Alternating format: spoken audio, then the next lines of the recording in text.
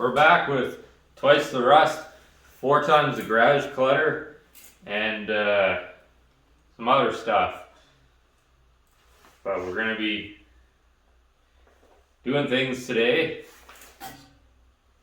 basically the same as what we did last time, but with some extra twists and turns and some new tips on doing stuff that we didn't talk about last time.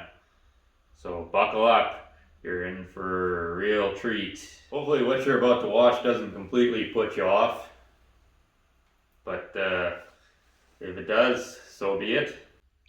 This side ain't as bad as the other side, but I think by the time the cutting and welding is done, we'll have replaced just about the same amount of metal as we did on the other side, so not really anything gained there.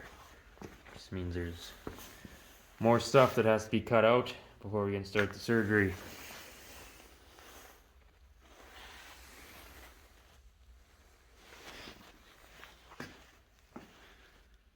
It's quite the swale in that.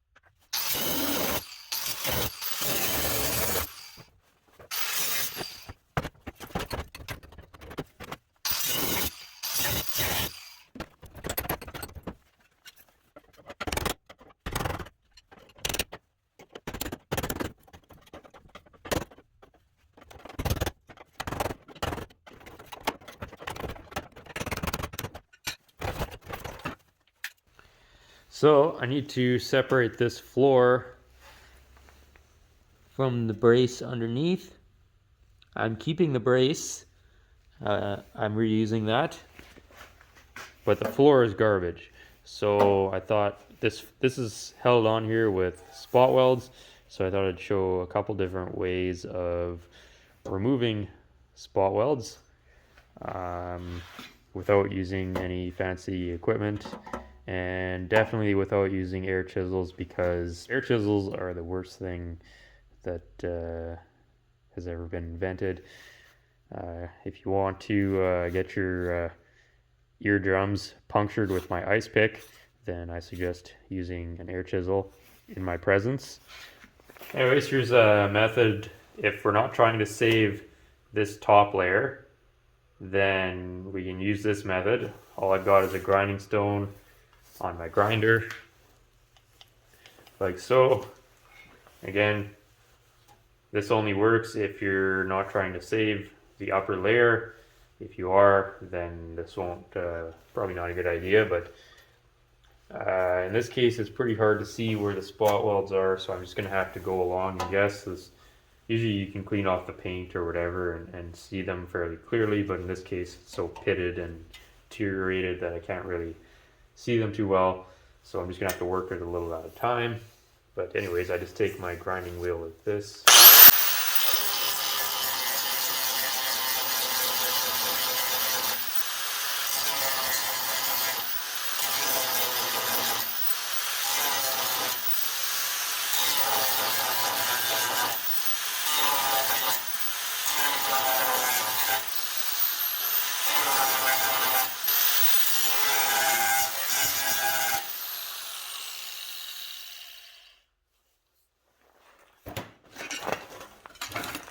I got a seam splitter here.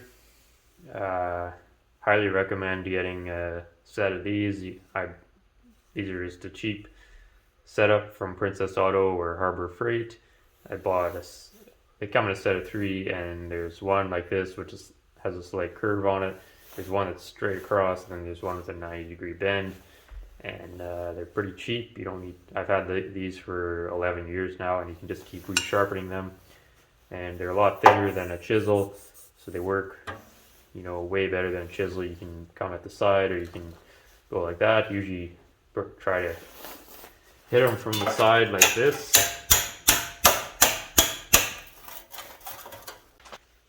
So you can see how that just separates very easily now, with minimal damage to the, well, almost zero damage to the panel below. What I do is I just grind going back and forth across the spot weld, and then as I see it start to turn blue, and I'll start seeing the metal kind of flake up around the edges of the spot weld. As soon as I see that, then I stop, and then I just take my seam splitter and just pop it loose.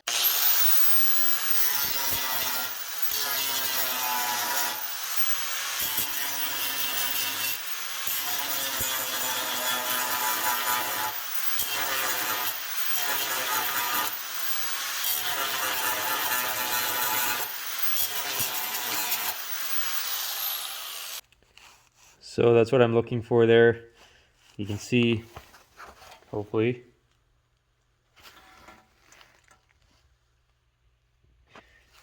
you can see the edges have turned blue, and the metal has begun separating from the lower layer. That's where you want to stop, or even slightly before that. Obviously, you don't want to dig into the panel below, but with a little practice, you can do this quite cleanly. In this case, we didn't even have to hammer it, it just separated on its own accord.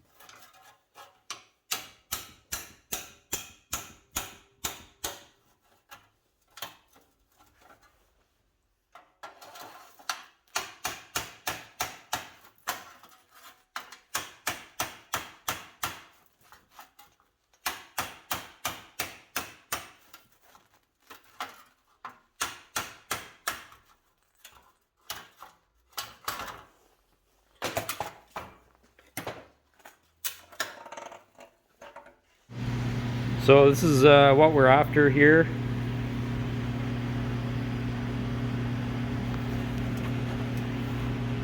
You can see there's still a raised little chunk of metal on there. Everywhere there was a spot weld. All we gotta do is just grind that little nub off, and this will all be like nothing was ever even welded to it. So it does take a bit of practice to not bite into the metal below, but all you do is just grind it till you start seeing that blue and that little bit of metal starting to flake away, and then you know you can get in there with a seam splitter, and it usually just pops loose really easy for you without any damage. Look at that. You don't have to hammer and dolly that edge. You don't have to do anything with that. All we got to do is grind this last little bit off, smooth it all out, and then it's ready for a new floor to be welded on. Also, people get really paranoid about things re-rusting and stuff. You know, there's always those comments, and I guess they are legitimate. So I just wanted to show you something here. These are the floor sections we cut out. You can see how rusty they are at the top. Now, show you this. Both of these. Look at that. This is all clean, shiny, bare metal. The factory never put anything at all on here. This was just bare metal. They just slapped it together. See, all this is still bare metal here. This is a very light coating of surface rust, but all the rust perforation has happened from the top. Now, normally you hear of things rusting from the inside out, and the reason for that is this got wet. This never got wet, so it never rusted out. This has been like that for 70 years. These trucks were never supposed to last more than 10, 15 years. Yet this truck was still actually being used up until a couple years ago. There's nothing there. Now, are we going to paint the inside before we put it back together? Yes, why wouldn't you? Might as well, but stuff just doesn't instantly rust. It rusts because it gets moisture in it, and the water and mud and everything sits in there. So like I said, these trucks had absolutely nothing for corrosion protection at all, yet they're still here 70 years later. What can we do? Well, obviously we've got them all apart, so we might as well paint the inside of everything. We might as well seam seal up all our joints, very important, and then undercoat it. And after it's painted, then you get some wax oil, rust treatment, and spray and hose the living out of the inside of everything, and that'll, that's 1,000 times better than what the factory did, and it lasted 70 years to get. Well, I mean, it took 70 years to get this bad, so is it just going to immediately start rusting again? No, it's not. So, I mean, don't lose sleep over it. Yes, do all your corrosion protection when you have it apart. It's not that much extra work, and but really, don't panic about it. But the thing is, this was these 70 years, this truck was never this. It's probably spent more time sitting inside than it has in its entire 70 years. Just in the last 6 months, I've had this cab in the shop. So this thing's been outside, has been abused. It's nobody loved this thing. Nobody probably even washed it ever. And there's still clean bare metal showing inside all the pockets and stuff, after all this time. So, I mean, in theory, after we do all this work, this truck is probably going to sit inside. It's going to stay dry. It's not going to be, subject to the same amount of abuse. And even if it does fall apart, in 70 years, well, how many of us are going to be alive in 70 years? Based on the average age of my viewers, I would say probably none of us. And, even if I am still alive by then, I'm going to be so doped out of my mind that I'm not going to know what, right side from up. So, I barely even care now. So I'm certainly not going to care, when I'm 101 years old. When you see the older restorations and stuff where the bodywork's starting to lift and bubble and, stuff's starting to rust out again, it's usually because they did a bad job to begin with on their metalwork. Um, Either, underneath all that filler and layers of stuff, it's usually some brazed together nightmare, or they had a whole bunch of pinholes in their welds or whatever. And that stuff's falling apart after 20 years, and they got the car sitting outside under a tarp or whatever.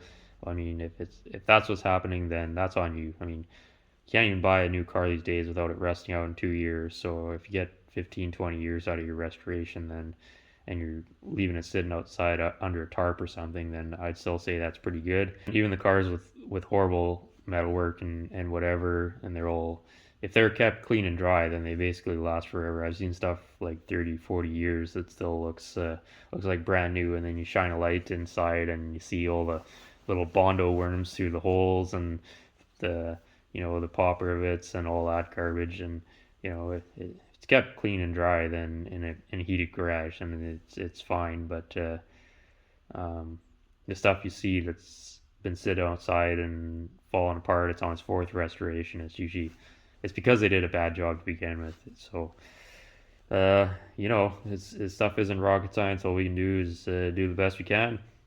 And but to get paranoid about it rusting out again in 2 years, if you is just that's just insanity. So I certainly don't worry too much about it.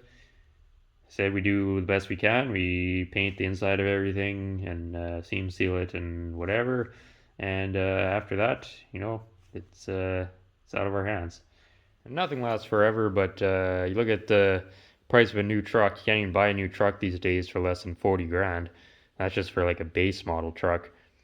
So, and those things rust out after 2 years. I remember when I worked at a body shop, I'd like start cutting apart like a 2-year-old truck, and there was already rust, everywhere. And those things, they supposedly come with all kinds of corrosion protection on them already, but they're already rusting out after 2 years because they're made out of cheap recycled garbage metal.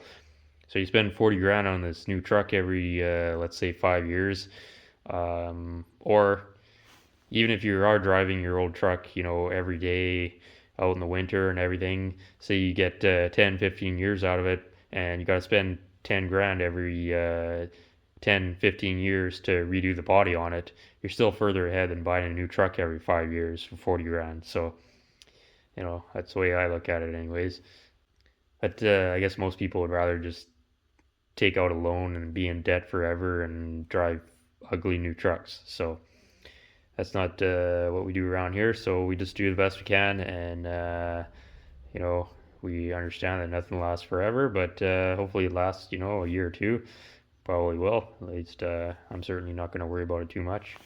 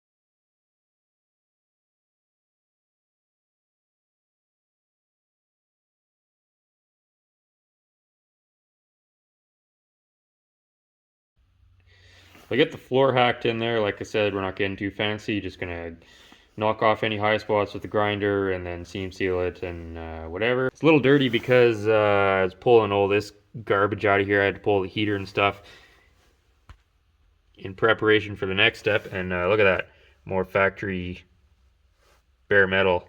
None of this was ever painted. The only thing that was over was just this sound deadener. And look at that, rusty here because it got wet, but all this stuff never, rusted at all. It's still clean bare metal. So look at that, even that up in there. So kind of interesting. We'll be getting painted now that it's exposed because again, why wouldn't we? But next step is to replace this inner panel. Pretty common on these. Basically every single one I've had has been rusted right where the brace goes, which means the whole panel needs to be changed. And normally I build them myself and then I just make them so they come down flat like this and then just weld them on top of the floor. Now, because I'm converting this truck into earlier cab with a side cowl vent, I actually went out and bought these panels and thinking that it would come with all of the inner stuff that I'll need. Well, it comes with the louvers for the vent, but it doesn't come with the actual slot for the lever, so that was kind of pointless and dumb. For the 51, 52, 53, 54 trucks, you can buy like a really nice like full panel that's actually the factory panel and everything, but for these earlier cabs you really can't get hardly anything. So no matter what, I'm gonna have to graft in the slot for that lever for the cowl vent, so it's kind of stupid, but we're gonna see how well these panels fit. Kind of curious to see if they're any good or not. Like I said, I normally make my own and I put them in last, but because these have this little flange here, we're going to put them in the factory way, which means that's going to be the next step. This video is actually getting pretty long. I was going to include changing that inner cowl panel on this video, but we're going to save that for the next video. So what I'm going to do to finish off this video is I'm going to show you another way of removing spot welds. There's really only two ways that I remove them, and neither way is very fancy, but it gets the job done. So I'm going to remove the spot welds holding this panel. I'm only going to remove this panel up to here until now. I'm probably, unfortunately, going to have to change this whole panel. You saw in the past I've repaired these, and that's what I prefer to do, and then just section in the bottom. But in this case, we got some issues that are probably going to result in me changing the whole thing. But that's another video for another day. Let's just get this opened up here, and we're going to remove these spot welds. And first thing we're going to do is we're going to remove the paint from the surface so we can expose the spot welds. Sometimes they're hard to see.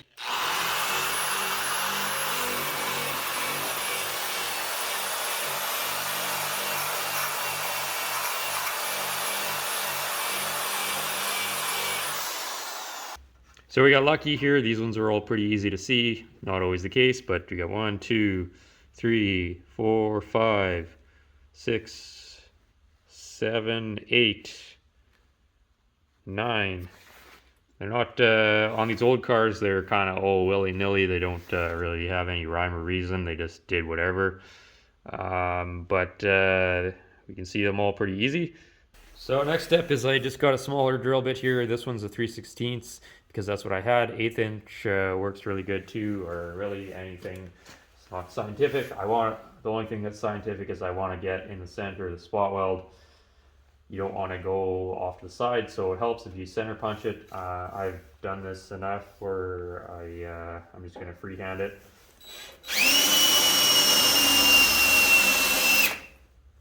Basically, I drill. You don't have to drill all the way through, despite what everyone seems to think. All I do is I drill through what I think is the thickness of the metal. I can kind of read on the edge what the thickness is, and then I'll just drill to that point. Ideally, you don't want to drill all the way through. Not a big deal if you do, but it just makes extra work. So I'm just going to take my drill and I'm going to do that to all of these.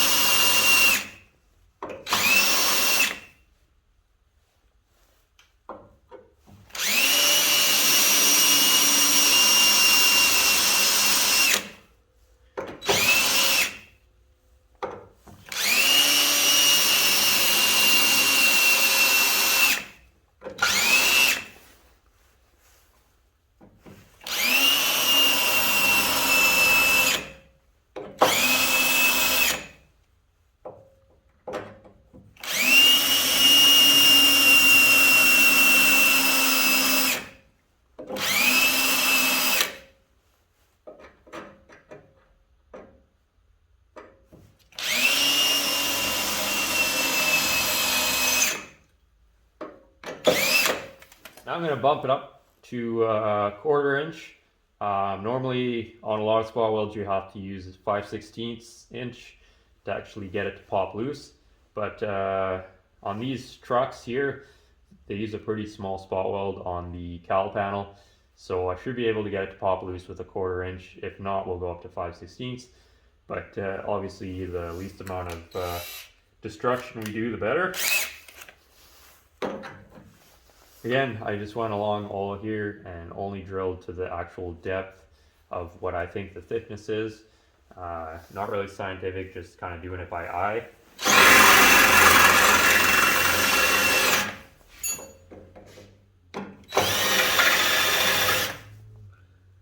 And I'm just going to take this now and I'm going to drill each one again to the same thickness of what I think the metal is.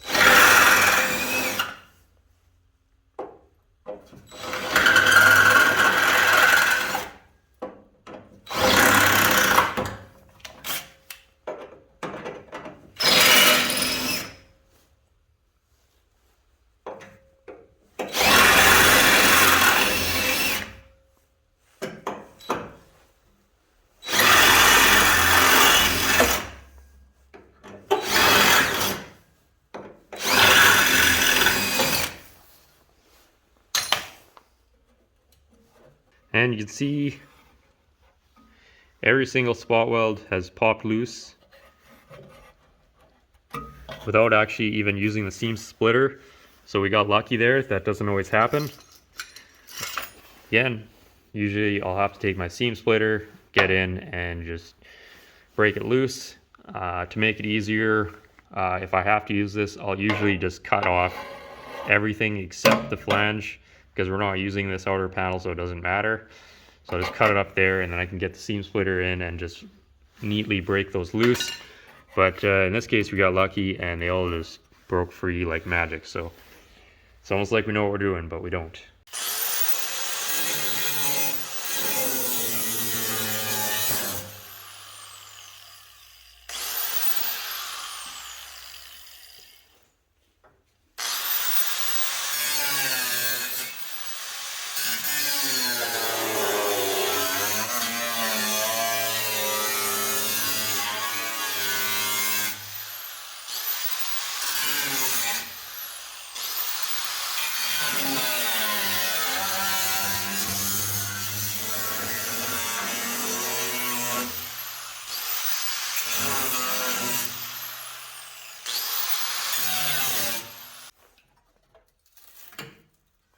There, as you can see, all that's left is a small little divot there, which can easily be MIG welded up and ground smooth before you put the new panel on. Or if you're really clever, you could actually put your plug weld holes in the same spot as this, and then you don't have to do anything at all. Just weld it all together again. But anyways, there's no need to drill all the way through. There's no need for any of those fancy spot weld drill bit tools or spot weld removal tools, all that. I've used all that, tried all of it. In my opinion, it's just overpriced snake oil. There's nothing that works better than cheap drill bits and a little bit of common sense. So these are just cheapest Canadian Tire drill bits. I buy them in bulk when they're on sale, and they last quite a while. And when they break, then it doesn't really matter, and they work great for this kind of stuff. So this, so we showed you two different methods of removing the spot welds. So those are the only two methods I ever remove. I don't use any of that other stuff. Anything else is just a money grab, I think. Sometimes the simplest tools are the best. The only thing I recommend buying is a set of seam splitters, and those are pretty cheap. The cool thing about this is, say if I wanted to actually, I was trying to remove a panel to gain access to the backside to repair something, and then I was going to weld it back on. This could all very easily just be welded back on if we were, in fact, reusing it. So we aren't, but you can see the potential there if we were to do something like that. Well, thanks for watching whatever that was. Stay tuned for the next video. We're going to be changing this panel and maybe doing some work out here. I've decided I'm basically going to be taking this passenger side right to completion as far as the metalwork goes. That means we're going to have to fit the door on and do a bunch of stuff. We'll have to do the cab corner and do this outer panel. I don't know how far we're getting on the next video, but there's going to be a bunch of stuff coming up on this passenger side because it's kind of requires less work than the other side. And now that we got the foundation of the cab laid out, we can kind of just build our way up and do one side at a time now. I kind of need a win, and this side seems like the path of least resistance to that win. So that's what we're going to do. We're going to get this side dialed in and then fight with the driver's side, which is going to be a bit more challenging. We got to do the cowl vent graft on the driver's side, and here's some other surprises that aren't really a lot of fun. And also a bunch of damage on this cab that we haven't even shown yet, because if I showed you, then you'd think I was totally insane instead of just partially insane. So, we got reputation to uphold and everything. So hopefully you'll get something from this series. We got a ton of work left, and we're way behind schedule. So I guess, thanks for watching. Thanks to our patrons, and I'll see you on the next one.